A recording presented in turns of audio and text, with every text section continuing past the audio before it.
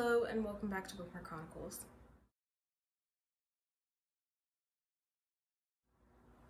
I put out a poll on Twitter and Instagram asking what kind of video I should make next, and book recommendations was the #1 pick, so that's what we're going to do today.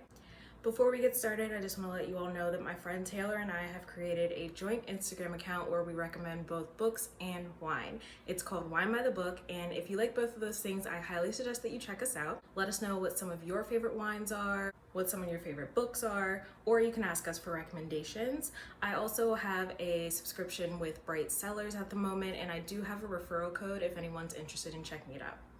So onto the books. So this first round of book recommendations is going to be biographies and memoirs, which is interesting because I only started reading them about a year and a half ago. If you are someone who is interested in getting into biographies and memoirs, I have 2 tips for that. The first is to pick someone that you're genuinely interested in. Whether it's your favorite artist, an actress, or a scientist, reading books about people that you're actually interested in is the best way to break into that category. If possible, I would also recommend listening to them on audiobook because nothing's better than hearing someone tell their own story. My first recommendation is The Magnolia Story by Chip and Joanna Gaines. If you are familiar with them, you may recognize them from Fixer Upper on HGTV. This was the first biography memoir that I ever read, and I kind of picked it up on a whim. I kept seeing it in the store, so I figured I'd buy it and give it a try because I genuinely love Chip and Joanna. I love watching them. Joanna's creativity is amazing, and Chip, 9 times out of 10, is a huge goofball, which is incredibly entertaining.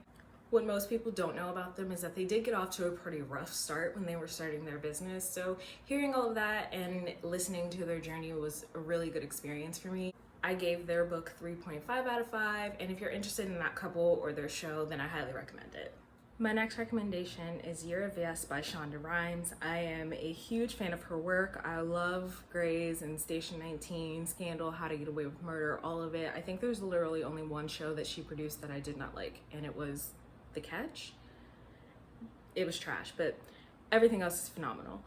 This was one that I read a physical copy of, and I don't have that copy because I actually borrowed it from someone. If you don't already know, Year of Yes is about Shonda Rhimes' journey and deciding to say yes to everything for a year. I personally could never do that because I am not only an introvert, but I find people exhausting, to be honest, and I really value being able to say no. What a lot of people don't know about Shonda Rhimes is that she also is an introvert and has crippling anxiety, which is why this Year of Yes was such a big deal for her. This book, I think, is half memoir, half self-help. A lot of people have found that the concept of a Year of Yes is really helpful. So if you're interested in that sort of thing and also just want to hear more about what her Year of Yes was like, I highly recommend. She also does talk a little bit about working behind the scenes on Grey's and things like that. So all of that was really cool. I gave this book a 3 out of 5. My next recommendation is More Myself by Alicia Keys. I mentioned this a little bit in my mid-year wrap-up and how I decided to get it because I realized I don't really know anything about her. While I don't listen to most of her newer music, I really enjoyed her first 3 albums, and if I'm ever in the mood to listen to her, that's what I'll play. What I really liked about the audiobook of this is that each chapter is introduced by someone new. So there are a range of people starting from her mother to Jay-Z to Michelle Obama. I also thought it was really cool that in some of the chapters she plays little snippets on the piano or even sings some of her songs. I don't know if that's common for listening to a memoir by a musical artist, but I thought that was a really nice touch, and I gave this a 4 out of 5. Next on my list is In the Country We Love by Diane Guerrero.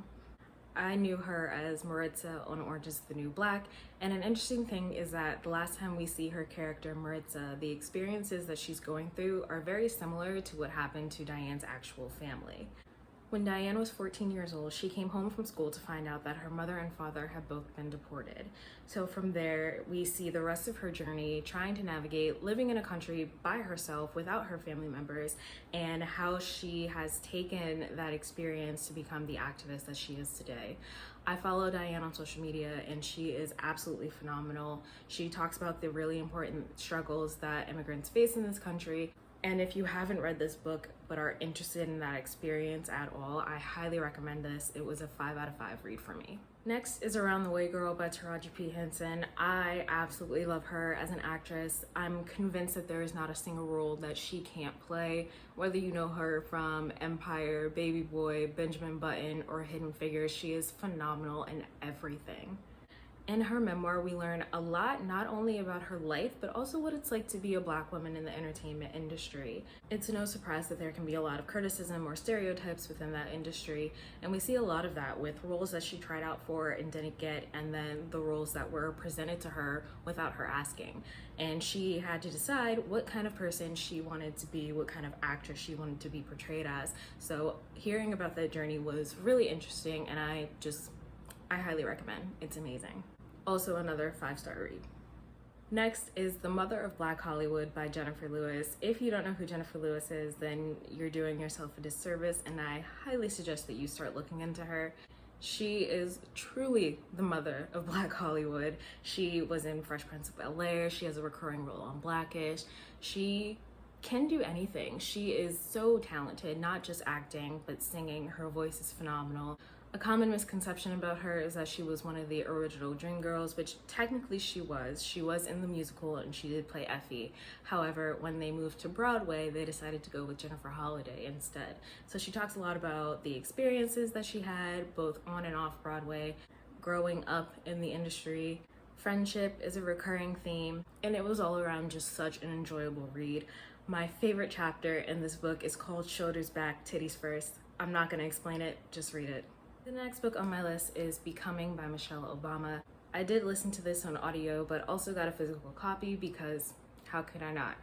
In my mind, she's still the first lady because, you know, but I do highly recommend this book. It's a 5 out of 5-star read. I just loved hearing about her journey, and if you don't already know, she did graduate from 2 Ivy League colleges. So she talks about that and what it's like to be a Black woman at PWIs, which I highly resonate with, but also the journey of her husband becoming president and what she really thought about it. I also want to address something really quickly. When this book first came out, I saw something on Twitter about people only buying it in spite of Trump. I don't know if that's a really common thing, but buying a piece of work by a Black woman in spite of a white man that's not how this goes. That's not allyship. If you buy something by a person of color, you should do it to support people of color. It's 2020, I feel like I shouldn't have to say that, so there's that. But anyway, highly recommend. Everyone should read this. It's amazing. 5 out of 5.